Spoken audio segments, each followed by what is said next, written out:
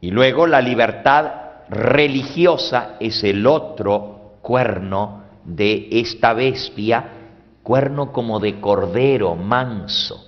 Ya vamos a ver más detalles de este poder, pero donde viene la transformación es al final del versículo 12, del versículo 11, dice, aunque se mira manso como un cordero, habla como ¿qué? Como dragón. O sea, hay una doble personalidad de esta bestia. Tiene apariencia mansa de cordero, pero habla. Cuando habla, se ve que no es un cordero, sino que es un ¿qué? Un dragón. ¿Okay? Doble personalidad, una metamorfosis, hay un cambio en su manera de actuar. Y esto es lo que estamos viendo en esta noche, cómo Estados Unidos ha tenido un cambio con respecto a cómo mira al papado. En los primeros 200 años de la historia de Estados Unidos, de los 54 jueces supremos de esta nación, en 200 años de historia, solamente uno fue católico.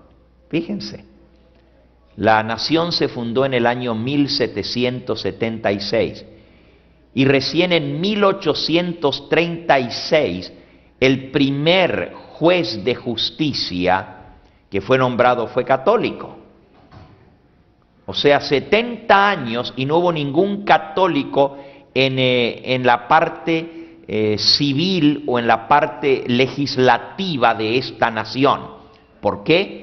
Porque esta nación, sus líderes y el pueblo tenían miedo de lo que pudiera suceder cuando un católico llegara al poder civil, al poder legislativo.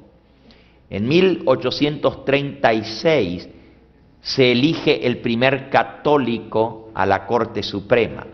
Luego pasarían casi otros 100 años más hasta que se escogiera el segundo.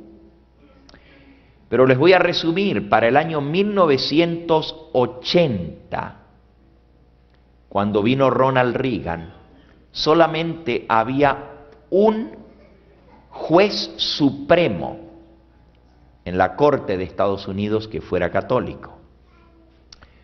Sin embargo, el presidente Ronald Reagan reconoce al Vaticano oficialmente como nación, manda un representante, se establecen relaciones diplomáticas entre el Vaticano y los Estados Unidos y se abre la puerta para mayor participación política. Y entonces el presidente Ronald Reagan nombra a 2 jueces supremos de la Corte Suprema de los Estados Unidos católicos, dando un total de 3. El total de los jueces supremos actualmente son 9. Solamente hay 9 jueces supremos en esta nación. Pero actualmente, de los 9 hay 5 que son católicos romanos. O sea, la mayoría. Imagínense de ser una nación protestante que tenía miedo de el poder del papado en América, ahora tiene su mayoría de los que elaboran las leyes de esta nación, son católicos. Los que deciden cuáles serán las leyes que se van a hacer cumplir en esta nación y cómo interpretar esas leyes, son católicos. El resto, hay un protestante. De los 9 hay un protestante. Hay 2 judíos y hay un episcopal. O sea, 4 y 5 católicos. Esto nos muestra cómo el papado ha estado avanzando a pasos agigantados en su influencia política. Recuerden que otra cosa que le tiene que ser restituido es su poder y su autoridad. Ya vamos a hablar un poquito de esto. En Apocalipsis 17 dice que todavía no ha recibido poder y autoridad y nos explica cómo es que va a volver a recibir el poder el papado para gobernar ya no solamente Europa, sino el mundo entero, así lo predice la profecía. Actualmente los católicos tienen la mayoría de los votos en la Corte Suprema. ¿Y qué significa esto para nosotros como adventistas? Esto significa que pueden pasar cualquier tipo de ley y nosotros no podemos hacer absolutamente nada al respecto. Y lo que es peor, y ahora viene algo sumamente interesante, todos los católicos que están en la Corte Suprema de los Estados Unidos han tomado un voto que se conoce como el voto de Thomas More. ¿Y qué es el voto de Thomas More? Esta noche les voy a hablar un poquito quién fue Thomas More. No solamente los 5 jueces supremos católicos, pero también un judío ha tomado este mismo voto. Si vamos a las diapositivas que tenemos, yo les voy a presentar algunas diapositivas que les van a impresionar. ¿Qué significa tomar el voto de Thomas More? Una vez al año, el domingo antes del primer lunes en octubre, todos los miembros de la Corte Suprema de los Estados Unidos, ustedes saben que la sesión de la Corte comienza el primer lunes de octubre, la nueva sesión de la Corte. Se los va nombrando a las sesiones de los congresos. Actualmente estamos en el Congreso número 109 de la historia de esta nación. Y eso comenzó el primer lunes de octubre del año pasado. Ahora, justamente el domingo antes de que entren en función la Corte Suprema de los Estados Unidos, se reúnen en lo que se conoce la Misa Roja. Todo el gabinete del presidente Bush participó en la Misa Roja.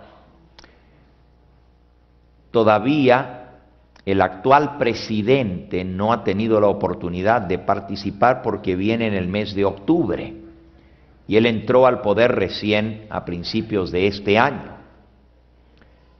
Déjenme contarles un poquito de esto. Vamos a la primera diapositiva. ¿Y qué es la Misa Roja?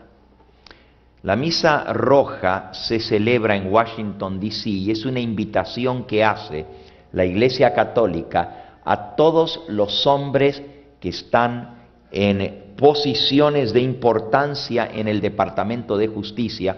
Leo, si podemos apagar estas luces de aquí para que se vea un poquito la diapositiva. Ustedes pueden ver en esa primera diapositiva la procesión que lleva a la Misa Roja. Si quieren poner la diapositiva nuevamente otra vez.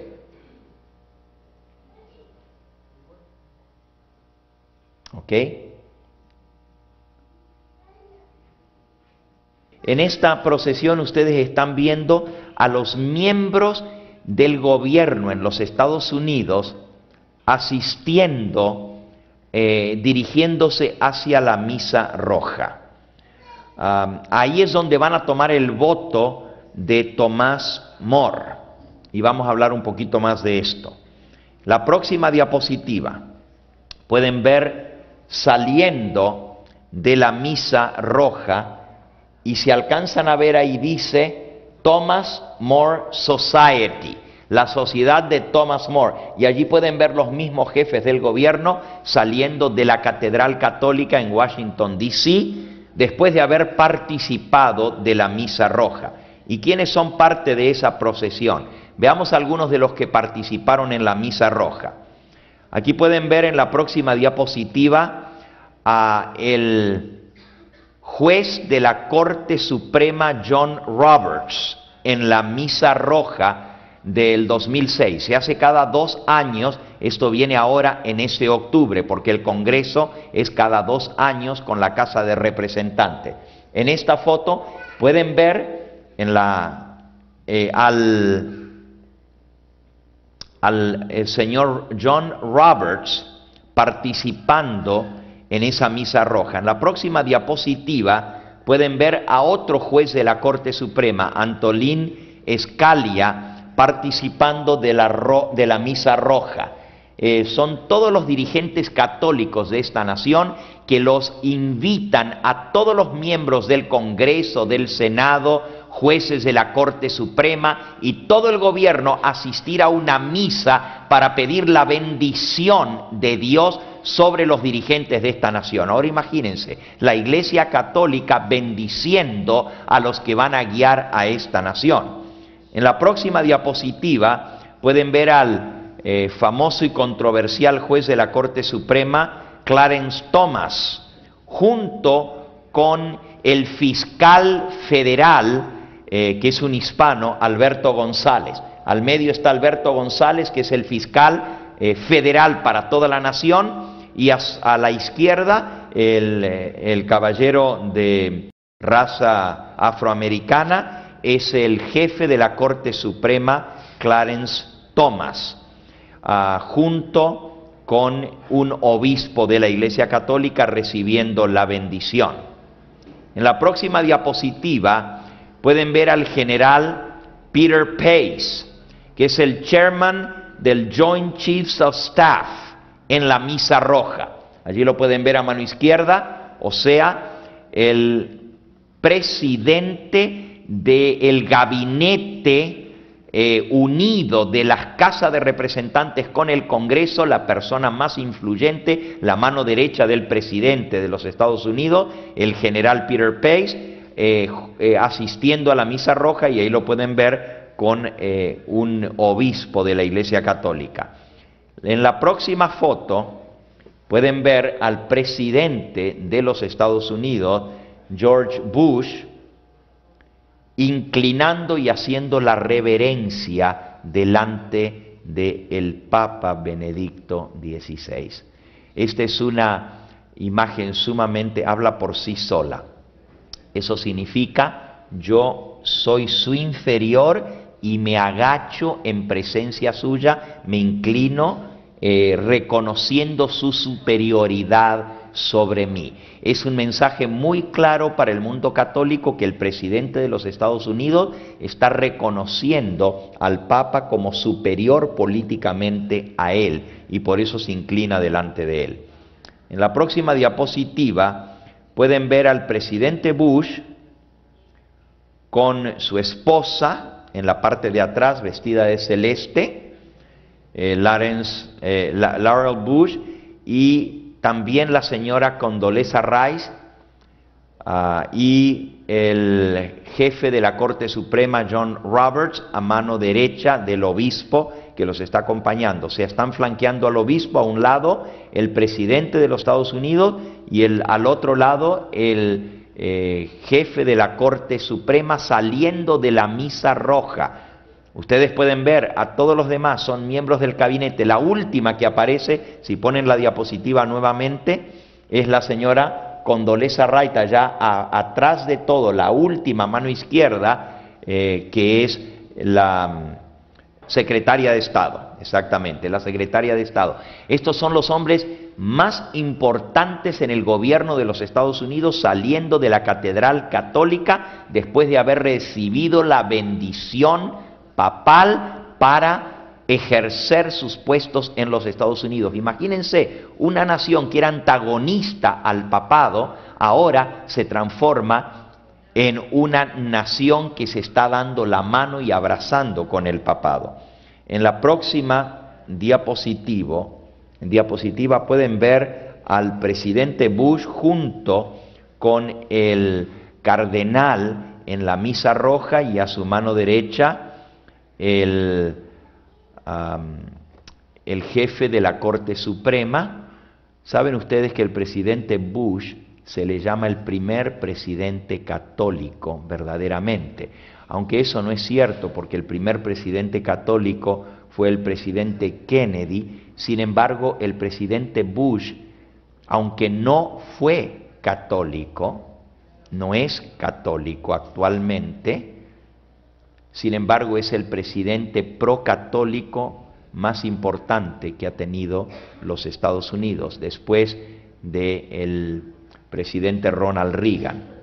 Kennedy no hizo nada en favor de la Iglesia Católica en el gobierno.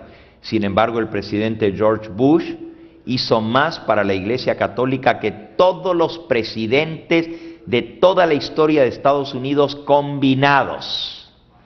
O sea, logró hacer la unión completa entre el Vaticano y los Estados Unidos. En la próxima diapositiva pueden ver el ahora fallecido jefe de la Corte Suprema, o sea, juez de la Corte Suprema, William Rehnquist, saliendo de la Misa Roja en el año 2006. Acompañado, si ustedes ven, todos los obispos católicos están vestidos de rojo. En la próxima diapositiva pueden ver a la señora Catherine Kebane, que recibió una condecoración como la persona más destacada en el gobierno, y se le dio la condecoración que se llama Thomas More Award. Thomas More Award. Al lado de ella está el jefe de la Corte Suprema, Terence O'Donnell, y el obispo Anthony Pilla. Jefe de la Corte Suprema, representando el estado de Ohio. Son 9 Cortes Supremas que hay en Estados Unidos, 9 territorios en que está dividido esta nación, y nosotros dependemos de una Corte Suprema de esas 9. Vamos a ver un poquito quién es Thomas More, para que entendamos lo que significa el voto de Thomas More. Cada persona que asiste a la Misa Roja toma un solemne voto de lealtad. Y vamos a ver a quién es la lealtad. Thomas More nació en febrero de 1478 y murió el 6 de julio de 1535.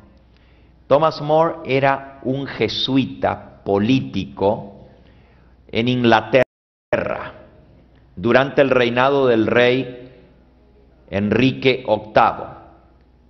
Este jesuita llegó a la posición más importante en Inglaterra, llegando a ser primer ministro, y era católico. Recuerden que todavía en 1478 Inglaterra era católica. Fue en el año 1530 cuando se separa del catolicismo durante el reinado del rey Enrique VIII.